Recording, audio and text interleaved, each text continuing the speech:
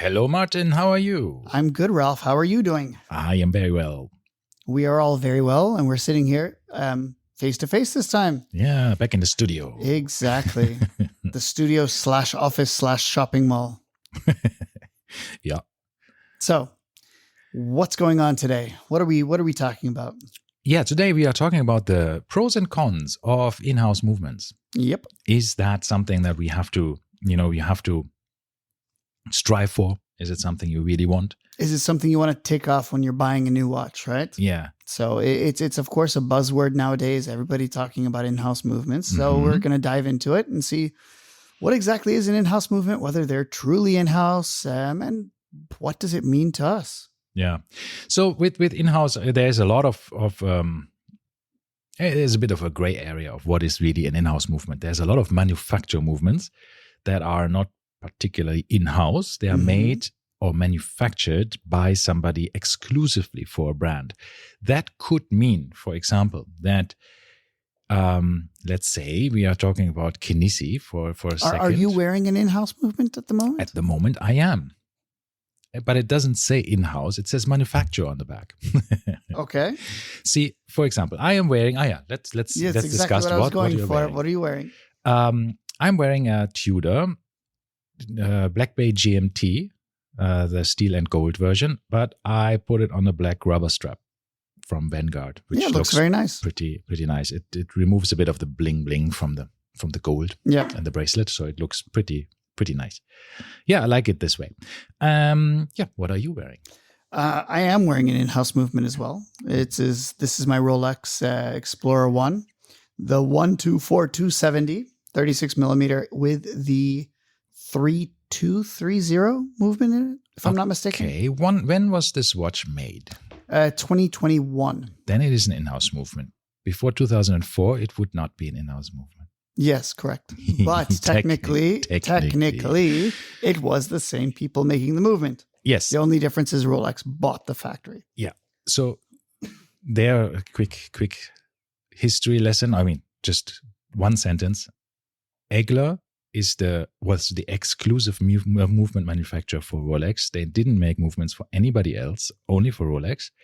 But in 2004, Rolex actually purchased them fully and are now, all the movement production is now basically owned by Rolex. Before, it was an exclusive agreement. But this was the same for a lot of other parts as well. Like, for instance, we talked about Guy Frere bracelets. Correct. Right? They bought them, and Rolex bought those too. So ultimately, are they in-house? They're still made somewhere else. But it's made for Rolex, or Rolex owns it. So when we talk about in-house movements, the one that I always kind of think about, or the one that pops out to me, there's two general cases, and both of them include the Swatch Group, because the Swatch Group is notorious for trying to, I don't know if they're deceiving or tricking, but they are fishy when they come to labeling things as in-house. So for instance, this all started when I think this was in 2015, they started branding Etta movements as in-house. And I saw this on the Seamaster 300Ms, and they would say in-house, Omega caliber, blah, blah, blah. But it was clearly an Etta-based movement.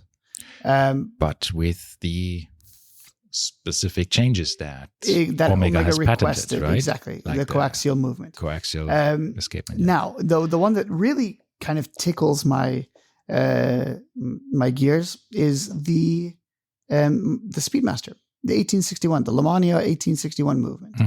That is entirely not an in-house movement. It's not coaxial. Who owns Lemania? Exactly, Omega. So Omega bought the manufacturer, and then of course this, and once again, 1861 was pre-Omega purchase. Yeah, but still, I mean, now they bought it, but it was an old movement that was made before Omega purchased it. They are now producing it in-house.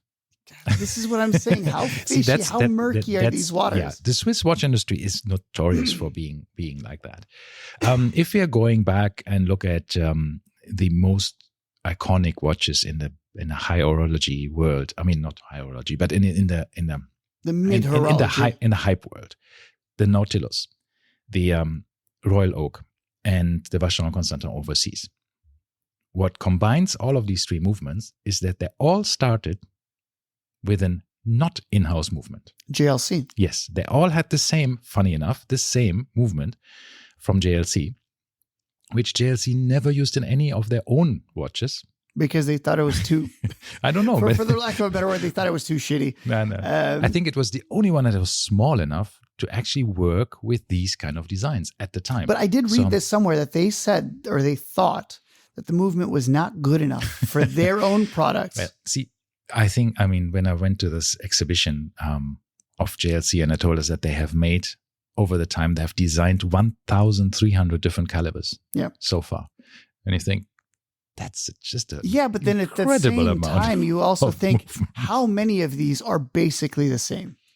Sure, there might be one with a, if you count everything. One with a rotor, one without a rotor. One with hours and minutes. Hours and minutes and seconds. And seconds, exactly. And then a date. And then, okay. But one of the things that, actually, I don't know if this is the case, because if we look at the Reverso that I have, it's the JLC 822 movement, I believe. Mm-hmm. They have an 822-1, 822-2, and so forth. Basically distinguishing whether it has the small seconds and updates over the years and things like this. But eventually, I don't know if they're calling this 822 as one movement. From what I understand is, for them, 822 is one movement. It doesn't matter what varietal of the 822 it is. Sometimes they have, let's say, the 822 series, and then they have 822 dash forward slash something. Have more than 1,000 something movements and have multiples in one movement. Sure. So, but I do remember that they were very, very proud, because at first, when the Reverso was first launched back in 1930, 2019, when was the Reverso launched? Can anybody help me out real fast? Was it 14 or was it that? I have too many dates in my head. Are you still dating? Am I 1931? What did I say? 1934? I was close. Anyway, the reason I said 34 is in 1930 when it came out, and if I'm not mistaken, for the first year or something like this, they did not have a movement that properly fit the Reverso case. So they had a round. It wasn't movement. square. Okay. It was round, and they hated it. It was, just making the hair stand on the back of their necks. So I think it was in 34, I think, where they said they finally made the 822 movement, and it was ready, and it was ready enough for production, and they made a square movement for the square watch. Nice. Yeah. But it's kind of cool. I mean, it's an absolute, and this is to this day one of the things that bugs me. Yeah. Square watches with round movements. I'm looking at you, Tag Heuer Monaco. Yeah, see, I think generally I always like when, and this is one of the things that also, I'm staying with JLC there. JLC as the Polaris, for example. I love this as a diver's or sports watch, right? Mm-hmm. But I've never loved it enough to buy it. Yeah. And one of the reasons is when I used to look at the watches on, the transparent caseback versions that they have, I realized if I buy one of these, then I want one with no transparent caseback, because every time I would look at the caseback, it would bug me that the movement is so small. This is the same. I had the same issue I had with the APs. And usually JLC makes movements that fit the case nicely. Yeah. I mean, look at, let's say, my Moser, for example. It's a huge movement. That's a Moser. Yeah, but what I'm saying is it's a big movement that actually fits in the case. Correct. So I like that. I don't know why, but it's anyhow. So talking from this is one of the things that in-house. Also, we were going to have a separate episode on open casebacks. Okay. We will make a separate episode on open casebacks. But why am I saying that about the in-house movements? Usually when you have in-house movements, you have the chance of designing or you have the opportunity to design either watches around your movements or the other way around, design movements into the watches you want to make. So that means like Tudor made a larger version of some of their movements for their larger watches. Did they? Yes. So they had the MT54 series and they made one of them bigger for their bigger Black Bay versions. Yeah. And then, which is funny, but it makes sense when you for example have date wheels and all of these things that need to be a bit more on the side of the. But here's the thing, So this is one of the things that people do. The PRX, the original PRX, a lot of people were upset by this. They said that the date window was too far inset because the movement was too small. Yeah. So, and then Tudor just released a 35 millimeter. Tissot PRX with the same 35 movement. millimeters, yeah. And if you look at the date window, it is absolutely perfectly placed on the outermost edge. But if you look at Hublot, for example, with their 45 millimeter fusion cases, they use standard ETA movements with an extra large date wheel. So why didn't Tissot do this? For Exactly. instance? You obviously can do that, right? Even if you use But it does take a lot of torque to move it. But here's the thing is, I'm curious, once again, weight is an issue here, right? So you want it light. Yeah, and I think Hublot would be able to manufacture something like this. To be honest, I also think if you are in the market of these Tissot watches, and even if I think the designers of these watches know that repairing a watch is usually not worth it nowadays, right? A Tissot PRX is, let's say, $600. If you have a major repair on it, it might cost you, just from the time that a watchmaker has to spend on it, maybe $300. Yeah. So if the watches are a couple of years old, you might think twice of actually having to repair a watch for 1,000 dirhams or $300 if that's the price it costs, because then for 600 you can buy a new one. So we think, is this really worth it? And that's why I think a lot of these cheaper watches or more affordable watches actually do a lot to make sure that their movements work very long. So that's why you're saying with the torque, for example, the PRX with the Powermatic 80 movement, it's a workhorse. It's based on a 2824-2 with a reduced beat rate and 80 hours of power reserve, and a lot of changes or tiny changes inside the movement to reduce friction and all of this stuff. So I guess it is a very reliable movement. It's based on one of the most reliable and old movements that is used in millions of different watches. But I think it's also made to just last long, and without thinking, okay, what's the lifetime of this watch? Let's say 15, 20 years. If it lasts longer, fine. But usually you probably won't need service during this time, and then it dies.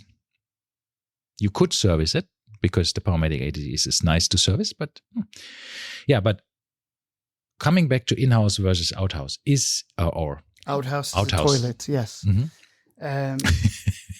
And sometimes it is. So the Swiss watch industry is notoriously secretive about it. They don't want to tell you what kind of movements they use. There's some brands who do a very, very good job of just telling you exactly what it is. And I think I said that before. It's a win-win situation. Yeah. For everybody. It's a win-win-win situation. It's a win for people who don't care, because whatever you say, they don't care what movement is inside, right? Yeah, a lot of people don't. It's a win for people who care, because they know then what is inside. So, and it's a win for people. So once again, okay, here's the thing: there are pros and cons of both. So let's make a nice little mental table, okay? So let's talk. Well, where is the downside of telling somebody what kind of movement you have used? So once again, in my opinion, when you tell me that you're using an off-the-shelf movement, it depends once again on how off-the-shelf, but at certain price points. That's my point. If you tell somebody, I am using a 2892 ETA movement with chronometer specifications, and I have made the following modifications to it, right? Like a special, sometimes it's just a special rotor or whatever. Most of the time, yes. They do. And they're saying, okay, we did some modifications on it. And that's it. Why not? Why call it the Martin 823? Yeah. And say, this is our cool in-house Martin 823 movement. And then it turns out it's just an ETA. Yes. So, but here's the thing, ultimately. So this is fine at certain price points. But when you're going beyond, then you start getting a little bit upset. Like, why didn't they take the time and effort and money and investment to make their own movement? Yes, to a certain extent. But when you see the history of watchmaking, that was not the case. Of course. Watchmakers, new thing. Watch brands really didn't actually make their own movements. They always bought stuff. I mean, the Swiss watch industry was completely diversified, right? Nobody was vertically integrated. Yeah. Everybody just bought watches from movements from somewhere, cases from somewhere, straps and bracelets from somewhere. So let's start with this. But, are you in favor or are you opposed to it? No, I am a big fan of in-house movements for one reason. I don't want to buy a Ferrari with a Fiat engine. Exactly. End of story.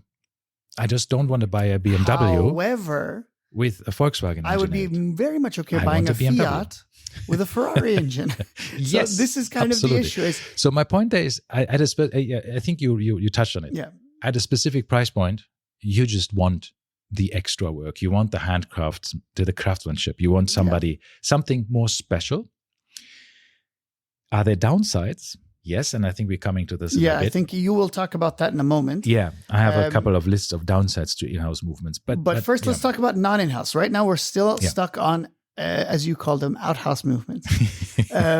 So let's continue with this before we go into the in-house. Okay. So once again, as you said, we don't mind not manufactured movements, these outsourced movements, as long as we're being told, right? Yeah, absolutely. We don't want to be tricked into, 10 years later finding, this was just a base at a 2824. Secondly, the watch needs to be in the price point corresponding to using that movement. Once again, the new IWC Ingenieur having a base at a movement. It's not ETA, but it's what a base IWC movement.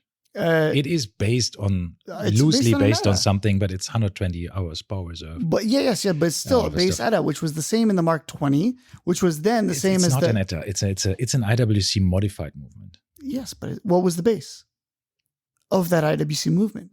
It was a clone. But it's not anymore. Yeah, it's a clone, but it's not a.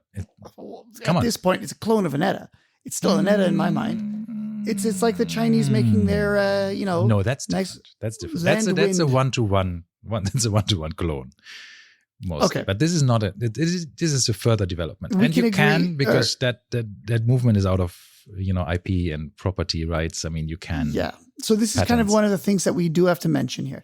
A lot of these ETA movements, ETA, of course, being the big powerhouse of movement manufacturers, owned by the Swatch Group now. So technically, every movement they make can be considered in-house for every one of their Swatch Group brands, which I think is a very touchy subject.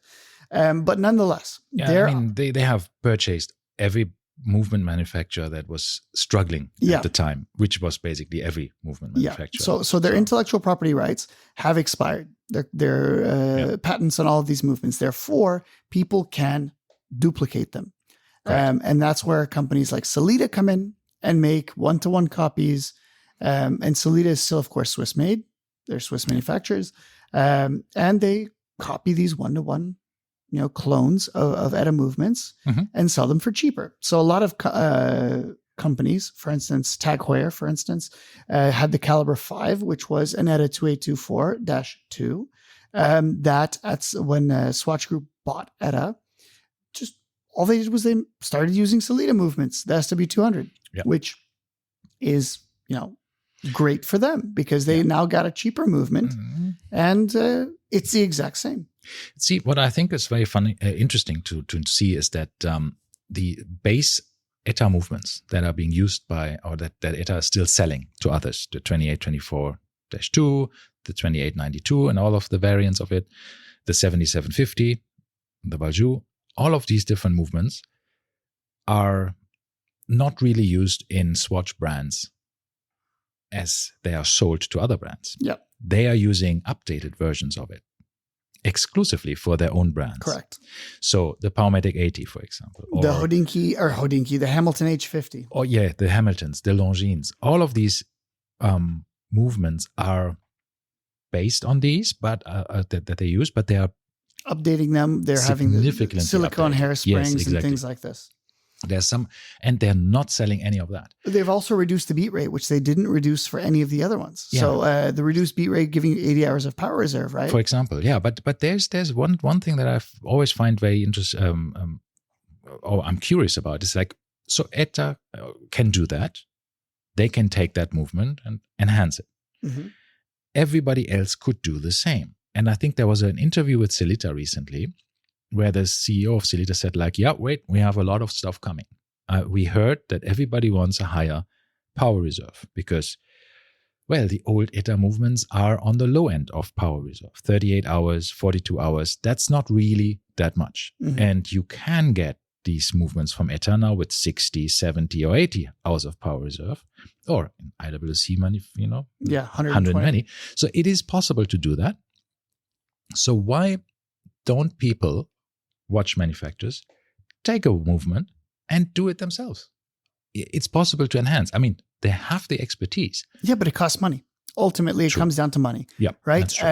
These guys are in the business of making money, and they want to get the watches out as cheaply as possible. Yeah, but with they're still maintaining their level of quality. Yeah. As you said, there is a amount of money when you spend a certain amount of money. Let's say the Breitling Super Ocean, the current version, $5,000. I can't roll out my eyes hard enough. $5,000. Yeah. A standard chronometer certified 28-24 movement. Yeah. 38 hours power reserve. Yeah.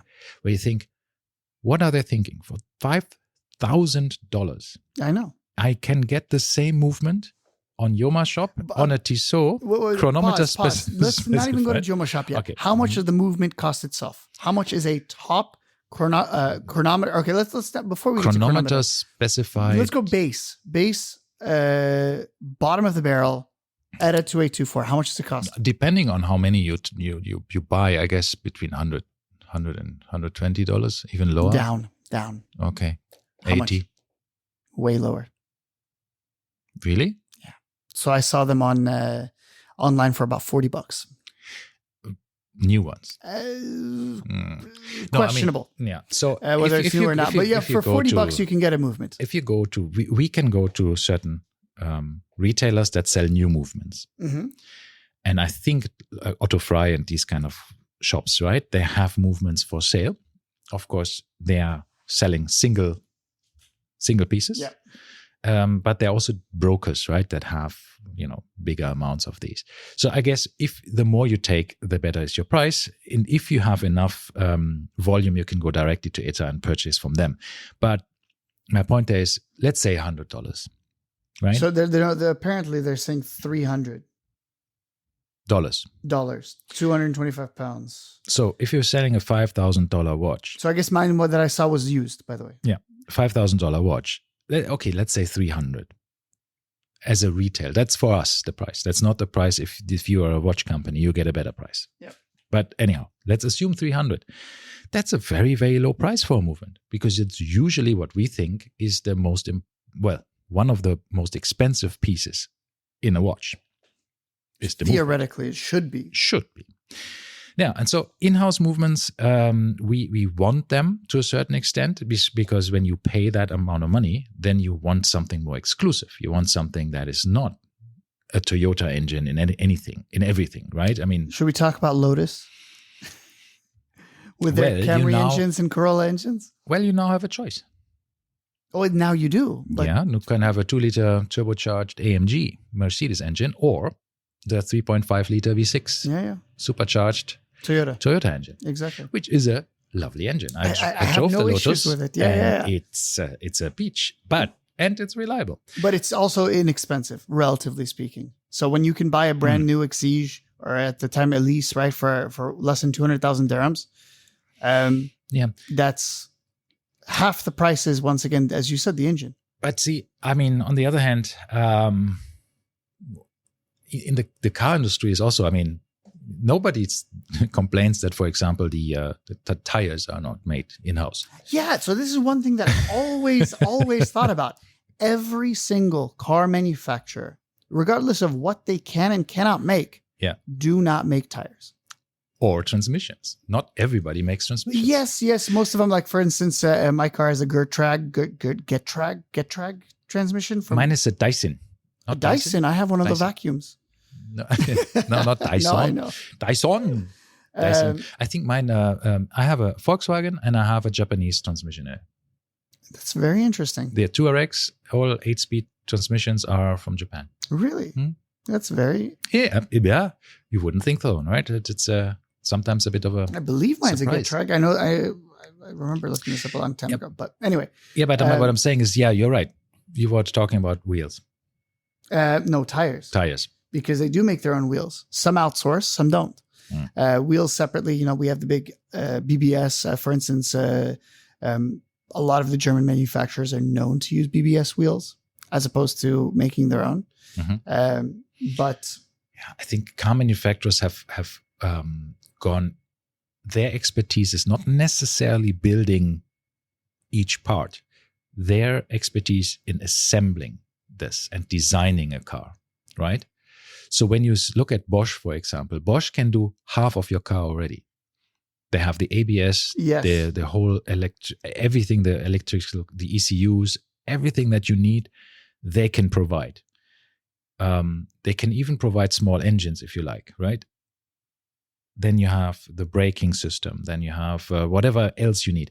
And you can basically put it all together and design a good car out of your suppliers. But you still need to assemble it and sell it and distribute it and all of this stuff. And that's the expertise of car manufacturers, right? To just make it a product that people want to buy based on these specialized suppliers. And there are huge ones. I forgot the names, but there's one. There's suppliers like Bosch for the car industry. And they're not even the biggest. There's some I don't know what they're called, Galaxy or something. And I have in the US, they're huge. They're supplying everybody. They have AC Delco, I believe, was one of the big ones. There's a couple of these massive. I mean, they just make so many car parts. But anyway, okay. Nobody complains that cars are not in house. So why do we complain about watches? Once again, watches we don't need. Cars we do. Yeah, it's a pure luxury. It's an entirely the definition of a luxury. You do not need one. You're perfectly fine without one. But at the same, the same, I don't know, price, not price, but the same point. We can get, if I tell you for $200 US, I can get you a fully in-house made and built watch. Does that make it good? Yeah. See, I think that's the question. We all want in-house movements, but are they actually better? See, that is the thing. We don't know. We don't know. But by the way, the watch that I'm talking about, of course, don't know. Is the Seikos, right? Seikos are all in-house manufactured. They make every single part of it, including if you're a quartz watch, including they're growing their own quartz crystals. And their own oils. And they make their own oils. Yeah, but here's the thing. Seiko movements, sub Grand Seiko level movements were for a very long time notoriously unreliable. Getting a Seiko, they used to call it the Seiko lottery. You would either get one that works or you would get one that doesn't work. Let's say they had also very broad specifications to it, right? I mean, it was like, the watch is between minus 30 and plus 45 seconds a day. Huge, and you think, huge gaps. Yeah. That's like a minute a day. But so that's a bit much. And a lot of people complain. This same company that makes Grand Seiko, and Grand Seiko prides themselves in precision and perfection, right? Yeah, five plus minus 5 seconds a year cross movements. Across the road, you have Seiko, who could give less a crap about how reliable your watch is. Well, I think reliable is a different story. From a timekeeping perspective, because ultimately that watch will outlive you, right? So it's reliable in that sense. Yeah, it won't break. So let's go to the downsides of in-house movements. Have we talked about upsides yet? The upsides is it's exclusive and usually okay. Upsides. Let's list. Yes. One me, one you. Okay, go ahead. It's exclusive. Okay. Chirp, chirp. Okay, I'll do another one. Hold on. You have specific innovations that might not be available in anyone else. Okay, I can see that. Then you have the more freedom in making a case around it. So yes, this is not from the end user perspective, but for instance, as you said previously, a watch manufacturer, if you have a movement, if you have a case, you can make a movement for that case. Bulgari Octo Finissimo. Or you can put modules on top. I mean, this is an in-house module on top of a base movement, for example. You can do that. Yes, you can. But Behren's original, they do these amazing things out of China, fantastic watches. But they use base movements. They don't do their own movements. Maybe they're starting now to do that as well. But they have used modules, which is a good way of doing it, right? I mean, look, AP, for example, used the first chronometer just came to the market because before they only had modules on it. Yes. They haven't even made their chronograph, not chronometer. Chronograph. But here's the thing about moduled chronographs.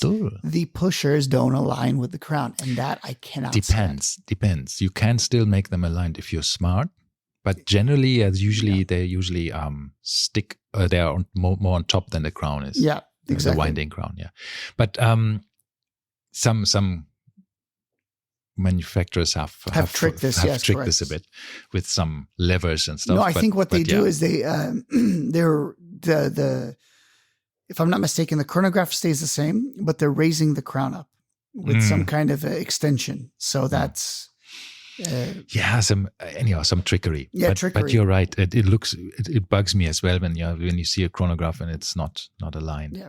But I mean, I have so many watches that are based on based on standard movements or are standard movements from IWC. I have a 7750, a Longines with a similar movement that, this triple calendar Speedmaster. Yes. Yeah. So I have a Longines version of that with moon phase and triple calendar and all of this stuff. The Master Series. Then I have a Mont Blanc with a 2892. I have a Porsche design with a 2892. I have a Bremont with a 2892. Yep. And so on and so on. And they all have basically the same movement in it. 42 to 48 hours power reserve, GMT, some no GMT function. Lovely movements. They all work extremely well. They're super reliable, easy to service. So that's also, pros for in-house. We're still at pros for in-house, and we keep branching off. So I have to mention that right now in my watch collection, I do not own anything that is not in-house. I did not plan it this way. Sorry. I do not own any non-in-house, so any outsourced movements. You have no Oris anymore? Oris is gone. Okay. Hamilton's gone. Okay. Those were my two that I did have. But everything currently in the watch box. Okay. And outside of it, technically, the G-Shocks are all in-house, right? True, G-Shocks are in-house. All the Seikos are in-house. The Rolexes are all in-house. The Omega is in-house. The Cartier is now in-house. Yeah. The GLC, of course, is in-house. So it ends up being a bunch of nonsense because we can go into it, as we said. Is the Cartier really in-house? Yes. In group. In group. The same goes for the Tudor. The same goes for the Speedy. The same goes for actually the JLC, the Rolex. The same goes for the Rolexes technically. Yeah. But the only thing that I would say, the only two watches that I have that are truly in-house or two brands would be the JLC and the Seikos. Because I don't know, correct me if I'm wrong, but I don't believe the JLC has ever put an outsourced movement in one of their watches. Yeah, in their own movements, no, I don't think so. Yeah, I think you're right. For JLC themselves, I don't think they have used anything other than their own movements. Yeah. Correct. But so let's correct us if we're wrong. Let's go. Yeah, exactly. All right. Let's go back to the benefits of in-house movements. Easy to service. I wouldn't say that. Sorry, not in-house movements. Sorry. No. What about? So we're doing in-house benefits movements. Benefits of in-house movements. Yes. So I said they're exclusive. We said you can manipulate the watch cases to the movement. I said innovations, which covers everything from power reserve to complications to specific designs that you can then rearrange. You can make sure that you have the chronograph designed in a way that you have your subdials in the way you want it, and so on. But because you're very restricted otherwise, right? If without those movements. But ultimately, it also has a some level of prestige that comes with it for the company, not for the end user, right? Because now we have watchmakers that are capable of making movements, and then you can innovate from there, right? If you're just putting movements into a watch, those people are not going to innovate. But now that's the next question. You can innovate for a lot of watches, but this just displays the time. You can spend all of your money and research and all of this stuff to innovate on materials, dials, hands, bracelets, and all of this stuff, which some companies do, right? And that's pretty nice. You can get really good results with that. You're not doing anything in the movement area, but you can do You spend your money else. elsewhere, which is what Hublot does, essentially. Yeah, I mean, for most of the time, they do. But they also have their own movements. Now, right? Yeah. But anyhow, it's the idea there is, I think, that's it, right? That's the benefit of so ultimately, to the end consumer, the one benefit that you have from an in-house movement is prestige. Yeah. And if you want that specific Let me add one more. Okay. And this comes with the Oruses. You can manipulate the service intervals. You can design a watch or a watch movement that allows the user not to have to service it every couple of years. Or not even need or recommend to service it for every couple of years. Once again, if that's what you design, but this is exactly, once again, this is the Hyundai approach, right? Of we're going to make a car or we're going to make an engine that is going to last, 200,000 kilometers with no issues, right? Or the Honda did the same back in the day, right? They were more reliable than the German and American counterparts. So that's one thing that you can place yourself doing, which you cannot do with an ETA 2824. Yeah. Because you're limited by the movement. Yeah, true. Okay, you can I say guess that. this goes under innovation. This goes under your innovation. It's a possible benefit, right? It's a possible. It doesn't necessarily mean. But if you look at, for example, Grand Seiko, you know what your service interval is? No idea. 3 years. I've had both longer than that. That's what Grand Seiko tells you. Every 3 years, take your watch to the boutique. They don't say you have to service it, but they have to take it to the boutique. Here you go. See it? They're saying, yeah, exactly. Some visual checks. Well, I do go to the boutique every less than every 3 years. So it's fine. But take your watch. So they have a look I'm at wearing it. It's fine. They're doing a water resistant test, whatever. But my point why is, would I need a water resistant test on a watch that isn't even water resistant? That was when I looked it up after I had already 2 Grand Seikos, and I thought, now let me take a look of what's my service interval, and it says between 3 and 5 years. And I thought, oh no, you have to be kidding me. That's a brand new watch with brand new movements that are just being designed relatively recently. That's not a 100-year-old movement. I thought, that's not so cool. No. Anyhow, coming to the downsides of in-house movements, well, service costs. It's much more expensive to service an in-house movement than off the shelf. Take the example of Rolex. Rolex has used a lot of certified service centers. Like you could be a watchmaker and you could get certified by Rolex.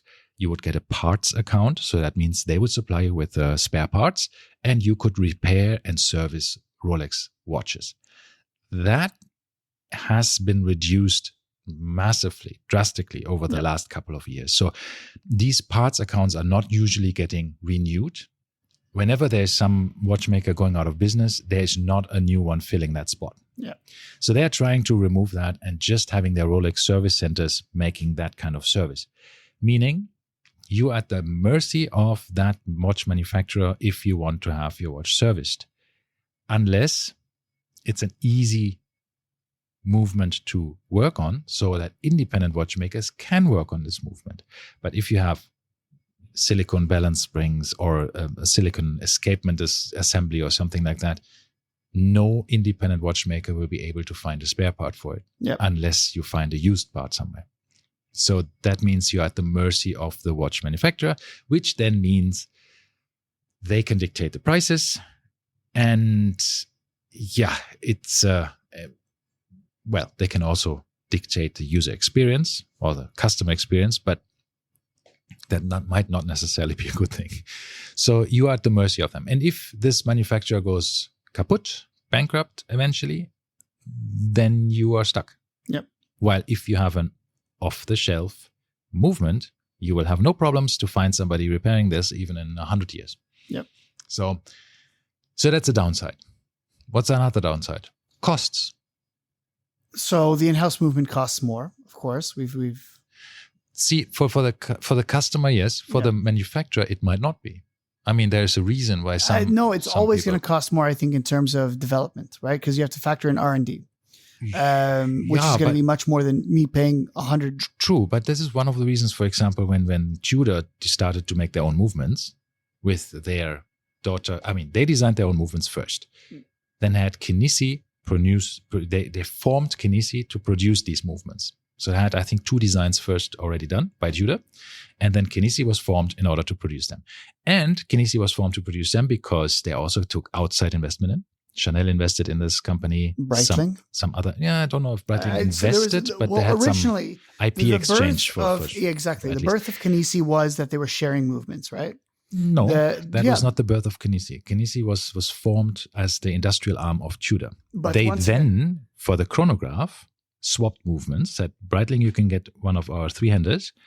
We want your chronograph movements. Yeah. Which to me did not seem like a good trade for Breitling. Well, that's true. But when you look at them now, I think there will be a couple of more Kinesi manufacturer movements coming into Breitling watches soon. Or Breitling will do their own movements because they have now the size that they can do it. But let's see. But what I'm saying with that is they wanted to create, they knew when they are developing movements just for their own consumption, the economies of scale are not there. So let's sell movements with slight variations to other people. And now we have Fortis, we have Norqain, we have Chanel, we have Breitling, we have, who else do we have who uses Kinesi movements? I think you listed the main ones. No, I think there's 5 or 6 or so, but there's a few more than that.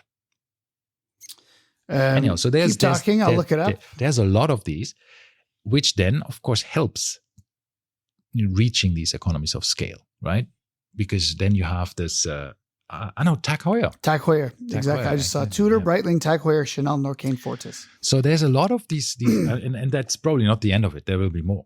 So that means you have now another movement manufacturer that is actually in the market producing off-the-shelf movements, which are basically in-house for some, but off the shelf for others, which is a funny thing to say, actually, right? Yeah. But in this case, you have the economies of scale, and you have better security, I guess, that there is a bit more supply in parts. We still don't have necessarily a... So I've always wondered about this. So, for instance, I'm having this watch serviced as we speak. It's a 1970s, no-name brand, so to speak, Swiss watch. And it has an in-house movement from the 70s. Mm-hmm. Parts for that, I can only imagine, would be very, very difficult to find new. This depends, because the movements were not so different back then. So but here's the problem. So I took it to Timepiece 360, our good friends at Timepiece 360. Mm-hmm. They said, or the guy that I was dealing with said, that they're only going to buy new movements and only for that specific watch. And I said, but what if this doesn't exist? And what if you need to, kind of make something else work or something else would fit? So, no, we wouldn't do that. So new parts, he said. He said he would not use other parts from another manufacturer if it fit this watch. It would have to be for this brand. Once again, it's well, it's good because you want to keep your watch original, right? To a certain extent. Yeah, that's the thing is we also have this kind of idea of we want to keep the watches original. A. B, we don't want to be using questionable parts that might not work in the long run. It might work now, but who knows for how long it will work, right? As we said, with larger date wheels, different torque settings, who knows what's going to happen. But ultimately, what it comes down to is it's just not possible to do this for some watches, right? So you have to have... If you need a new mainspring now, well... Who knows what you're going to find? Yeah, somebody will find a mainspring in the right size, and then you can put it in. If that's the wrong torque, it can, over the long run, wreak havoc with your watch, and destroy everything inside, and then destroy all of the gears. Exactly. But you don't know. But being that it's a relatively cheap watch, we're talking, 1,000, 2,000 dirhams. At that point, once again, we get down to the point where do we want to, because it's only significant to me because it was my grandfather's watch, right? So at that point, what do you do? Yeah. So in the end, coming to a conclusion after 45 minutes of in-house and out-house discussions that we have now. We haven't talked about out-house yet. Out-house. So to speak. what I mean now, obviously Does you have made your decision because you have only in-house movement watches. But I told you my in-house movements all came by sheer happenstance. Mhm. I did not go out and say I want an in-house movement. Okay. I could care less what's in my Rolex. Mhm. It could be an ETA for all I care, and I'd be fine with it. Right? Because ultimately I bought the watch for the watch, not for the movement. Of course, I want a reliable movement, but I'm in the camp of I want a workhorse. I to a certain extent. What bugs me is for me, I really, really don't like watches with a low power reserve. I really have a issue with that because very often I just wear a watch, wear something else for 1 or 2 days, go back to this watch, stopped working. I don't know. The 38 hours power reserve is for me really something where I think, nah, that's not anymore acceptable. So for vintage watches, totally fine, absolutely good. If we look at the Speedmaster, for instance, I think the Speedmaster's are around 40 hours, right? No, Speedmasters maybe. I don't have one. I think it's around 40. The old Rolexes are around 40. Yeah. My Datejust and my 48. sub are 48 exactly, which is relatively good already. But then everything else, I think. Oh yeah, and my JLC is nothing. Yeah, I think that's like 40 something as well. I think the new Cartier movement is not much as well. Yeah. So that's a brand new movement. I made a test with my movements. One day I let them run fully wound. Every single watch. Let them run, yeah. And I was very surprised about the results. We can do that in a different episode, but there's a couple of watch manufacturers who over exceeded by a huge amount in the power reserve. And funny enough, most of the Swatch brands were actually very good. Some of the other brands, like my German brands, Glashütte Original, they say, I think this watch has 42 hours of power reserve, and they were 42 hours bang on. Rolex the same, Tudor the same. It was actually, Tudor was slightly less than, because they're saying approximately 70 hours. Mm-hmm. And some was like 69 hours, 69 and a half. Some was like 70 and 15 minutes, but it was pretty close to the stuff. Yeah. But then we had other watches who completely over, like 20% more than claimed. And that's interesting. That's nice. And some of them were not in-house movements. Yeah. Okay. So let's move on to not in-house movements. So off-the-shelf movements. What are the pros? What are the cons? Kind of the opposite of what we just said. It's basically it's just the same reversed. It's not exclusive. It's not so, it's the downsides, right? First the cons. Not exclusive. It's a standard. It usually doesn't have a high power reserve. It's again, something that might be not necessarily very slim or very fitting to the case. Mm-hmm. Let's say that this way. It could have other downsides as well. And then the pros. The pros. And I think once again, the pros I feel are going to outweigh the cons heavily. And once again, it does not make sense what this whole push for in-house is. But let's listen to the pros. Yeah, pros the same. I mean, as we already mentioned, as is the opposite of the cons for the in-house. Obviously. So it is that you have reliability, cheap service. You are not confined to one manufacturer to service your watch. You can have independent watchmakers. Endless part supply, lots of pre-owned or there's just the whole world out there with spare parts. Yep. What else? Costs. Costs are less, much cheaper. Way less. Yeah, you can get really good quality watches, chronometer certified for really not much money. That's it, I think. Yeah. So I think that's once again, this whole world pushing for these in-house movements. And I don't really think it's justified. I think what bugs me the most, I think, is in the whole area is when watch manufacturers are not transparent. I'm just finding that's what we started the whole podcast with, right? I said the same thing. Exactly. Bremont, Panerai sometimes, when they had their issues. Bremont had this, Panerai had this. A couple of other watch brands have these issues that they're claiming this is an in-house movement, or it's super modified. Or, Bremont had this with when they said, 80% of the weight of the movement is made in England or something. And you think like, or 60% of the weight. Yeah, I think 60. So how do you even come and up it was with the rotor? Of course, the rotor is like at least 50% of the movement already. And if you make a very heavy rotor, then it's probably already 60%. So why do you come up with these rubbish things? Just say it what it is. Say, what did you do? Yeah. Not 80% by weight. Say something. This is it, right? This is one of the things that we often, have issues with is not just be being transparent. Because as I said before, there's no downside. The people who care are happy because you are being transparent. The people who don't care. So they're happy. This is the equivalent of, the people on the way here, I was, of course, being tailgated by somebody in a gray BMW with M badges on it. And of course, it was not an M3, but he had the M3 badges. He was very proud, proud guy.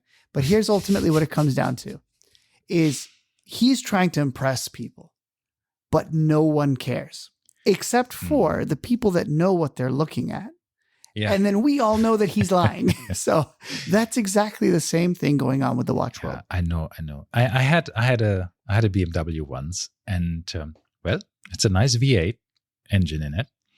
It was a 650i, and the previous owner, I got it from the first owner, has put some original M badges on the engine cover and inside the cabin.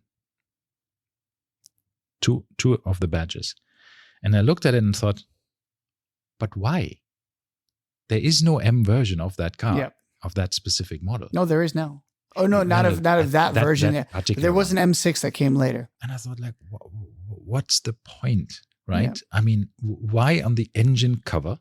First of all, that nobody sees except if you open the hood. I mean, inside the car, fine, but I still think like stupid. Duh. So, and then it wasn't so easy to remove without any traces. But really. No, I there are some cars once again that some BMWs that did have the M pack, right? Yeah. And they would have little M's. Yeah, sure. That's which is fine. Which is totally different. You're not lying because it has an M package. It's the upgraded suspension and such and such interior. Yeah, it's like the AMG packages from Mercedes, right? Yeah. But once again, though, that's not lying because it's from the factory, right? Correct. But you putting an M badge on your M3, and he had the little hood vents. This was the E46, so it had the little twin snorkels or whatever you want to call them in the hood.